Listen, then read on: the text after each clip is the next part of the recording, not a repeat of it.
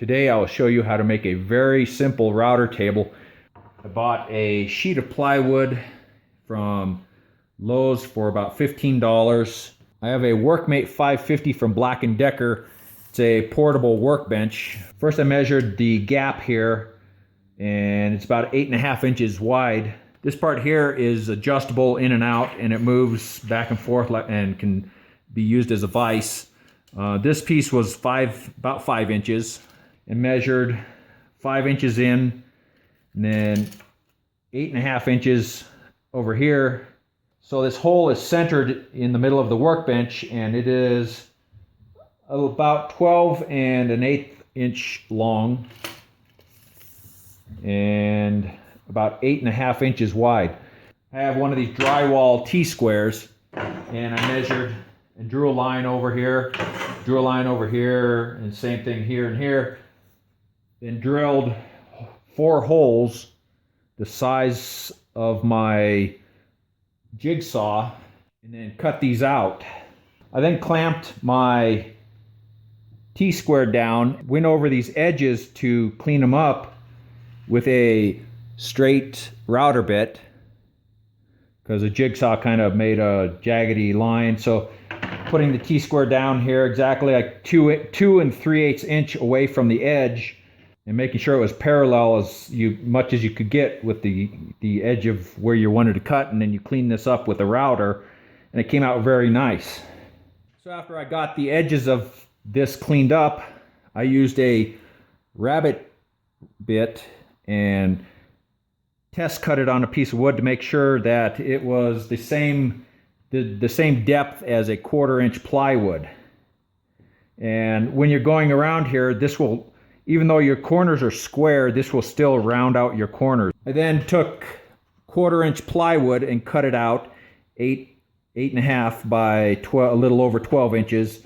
Took the faceplate off my router and used it as a template to drill the holes and countersunk them. This is a Harbor Freight 1.5 horsepower plunge router.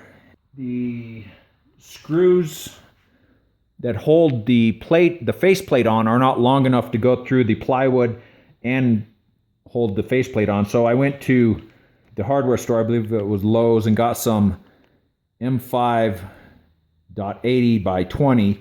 These are too long, so I had to cut about 2 millimeters off the end.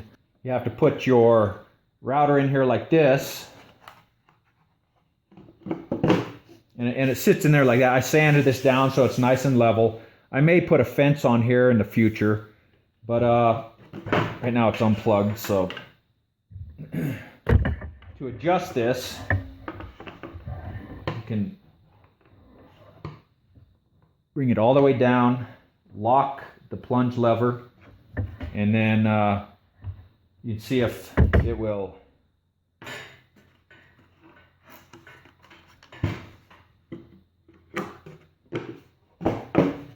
You can do test cuts and adjust your depth accordingly.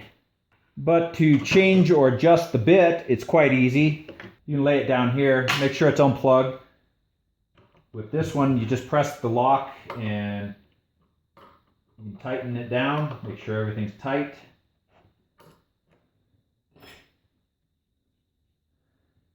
Then you can adjust the depth of the plunge with this knob. The thing I like about this router is it has a speed control on the side.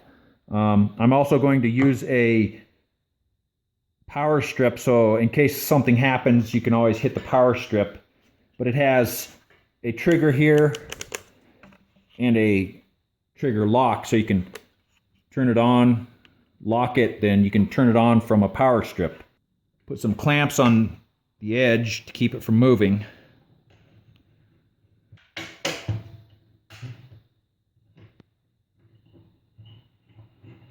Before you use this, with this open face table, it's easy to get a kickback. You see how the blade rotates this way? It's better to feed into the blade rather than on this side, so it can, if it did that, it can suck it out of your hand real easy.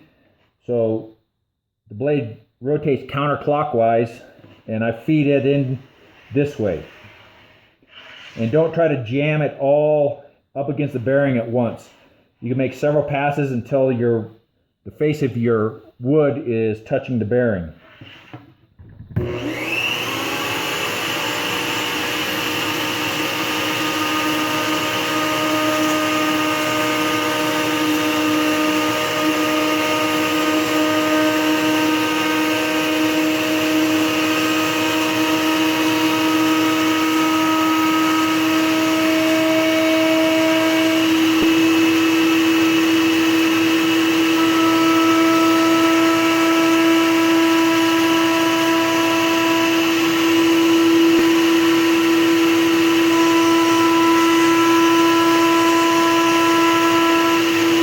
And to cut this center hole, I used a hole saw. I believe this is the right one.